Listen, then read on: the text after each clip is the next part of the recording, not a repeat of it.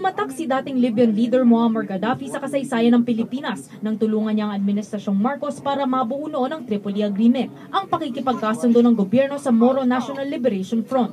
Pero lingid sa kaalaman ng marami, si Gaddafi rin pala mismo ang nagpondo at nagsupply ng armas sa MILF pati na ang MNLF sa loob ng 4 na dekada. Base raw ito sa isang intelligence report noon. Si Gaddafi himself, tumutulong talaga silang gumagastos para dito sa mga rebellion natin na mga Muslim sa Mindanao.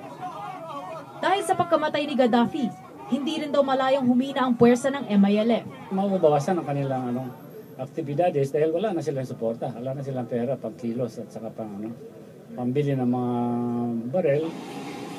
Kinumpirma naman sa News 5 sa kauna-unahang pagkakataon ni dating MILF spokesman Ed Cabalu ang revelasyon ni Lanto. Gaddafi has been very helpful at that time when he was still alive. Mind you, yung pong gamit ng MNLF noon is tulong ng Libya. Kasama raw sa pinamigay ni Gaddafi sa MILF ang rocket-propelled grenades. Pero kahit patay na si Gaddafi, hindi raw hihina ang kanilang puwersa. With or without him, the MILF can still survive and pursue its own objective.